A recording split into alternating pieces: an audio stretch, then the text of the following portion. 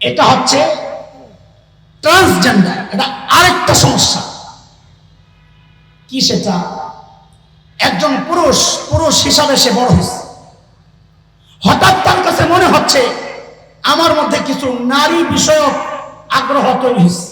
হইতেই পারে, হইতেই পারে। যারা সমকামিতায় লিপ্ত হয়, নাউজুবিল্লাহ,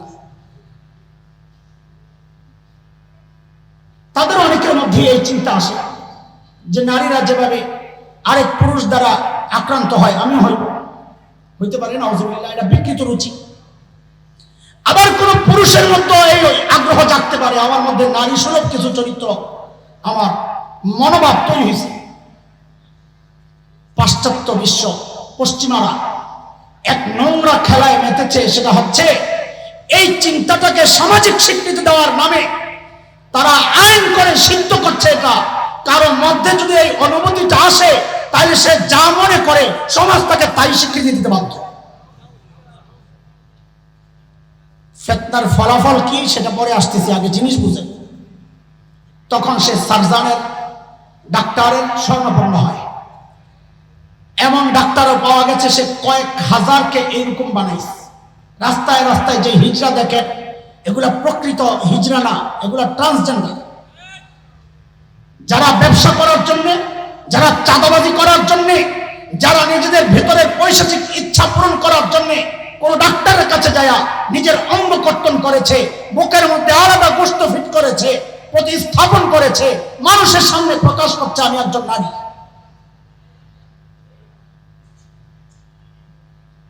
আস্তে আস্তে আস্তে আস্তে সেই বাতাস বাংলাদেশও শুরু হয়েছে।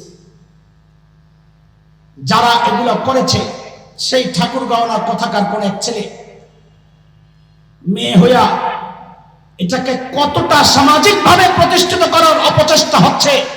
দেশের সর্বোচ্চ জায়গা মাননীয় প্রধানমন্ত্রী পর্যন্ত, তার কাছ পর্যন্ত তাকে নেওয়া হয়েছে। এটা আমরা প্রধানমন্ত্রীকে দোষী করছি না, এই চক্রান্ত যারা করছে এটা তাদের কাজ। প্রধানমন্ত্রী পর্যন্ত নেওয়া মানিটা আমাদের জন্য বড় আতঙ্কের। কেন? এটাকে শুধু সামাজিক স্বীকৃতি না, এটাকে আইনি স্বীকৃতি দেওয়ার একটা চক্রান্ত শুরু হয়ে গেছে। বিদেশিদের অর্থায়নের কিছু কন্ডিশন থাকে, এটা করো, বাস্তবায়ন করো, আমরা তোমাদেরকে অর্থ দিব। এই কন্ডিশনের মধ্যে এটাও ঢুকাই দিছে তা, যার কারণে আমাদের ক্লাস 7-এর বইয়ের মধ্যে ট্রান্সজেন্ডারকে সামাজিক ভাবে খুব হালকা সহজ একটা ব্যাপার দেখানো হয়েছে, যেটা হইতে পারে। তার মানে কোমলমতি ছেলে মেয়েদের, আমার আপনার সন্তান এই একটা নিষিদ্ধ, এই একটা অশ্লীল এক চিন্তা থেকে, এক নোংরা, এক ভয়ঙ্কর চিন্তা মাথায় নিয়ে বড় হচ্ছে। আপনারা চুপচাপ, আপনারা চুপচাপ। আপনার সন্তানকে বানানোর, সন্তান বানানোর চক্রান্ত হয়েছে, আপনারা চুপচাপ। মোল্লারা চিৎকার করলো, চেঁচামেচি করলো, প্রতিবাদ করলো, তো দুঃখটা বুঝেন আমাদের। আমি মোল্লা কেন চিৎকার করব? আমি মোল্লা কেন প্রতিবাদ করব? আমি মোল্লার কি দায়? আমার সন্তান এই ঘোড়ার ডিমের সিলেবাস তো পড়ে না, পড়বে না। আমার সন্তান তো কালা কালা রাসূলুল্লাহ পড়বে। চিৎকার করার কথা আপনাদের, আপনারা প্রতিবাদ করেন নাই, বরং যারা প্রতিবাদ করেছে কেউ কেউ পোড়া কপাল সেই আলেমের বিরুদ্ধাচরণ করেছেন, সেই প্রতিবাদকে সরকার বিরোধী বক্তব্য হিসাবে আখ্যা দেওয়ার চেষ্টা করেছেন, সেই প্রতিবাদকে দলের বিরুদ্ধে আখ্যা দেওয়ার চেষ্টা করেছেন। দোস্ত, সব জায়গায় রাজনীতির টাইনা এনেন না। এটা আমার অস্তিত্বের ব্যাপার, এটা আমার আকীদা বিশ্বাসের ব্যাপার, এটা আমার চিন্তার দ্বীনের ব্যাপার। সব জায়গায় বিচ্ছিন্ন হয় না।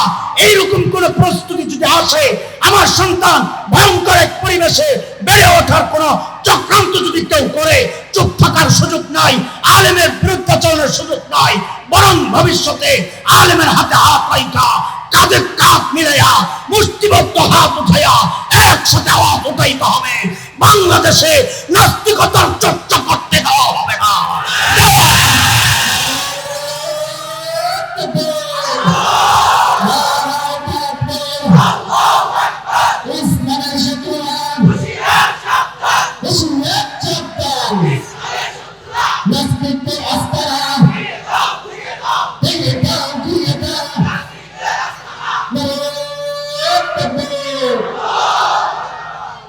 আমার একজন কয় হুজুর নাস্তিক আস্তানা ভাঙ্গা দিলে ঘুরাইয়া দিলে হারা যাইব কই? হেরা না বান্দরের পুত, জঙ্গল থেকে আইছে, জঙ্গলে যাইব না? হেরা না আইছে কে? জায়গা কই?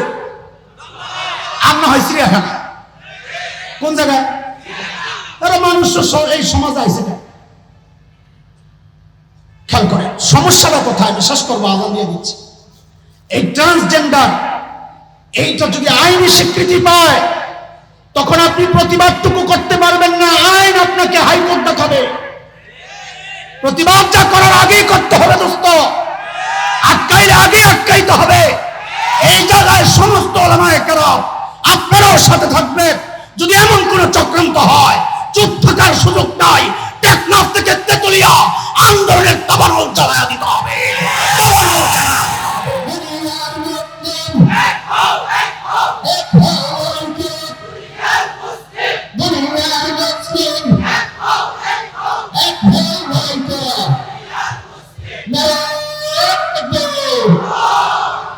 সমস্যা না, এই পরিবর্তনের সমস্যা কি?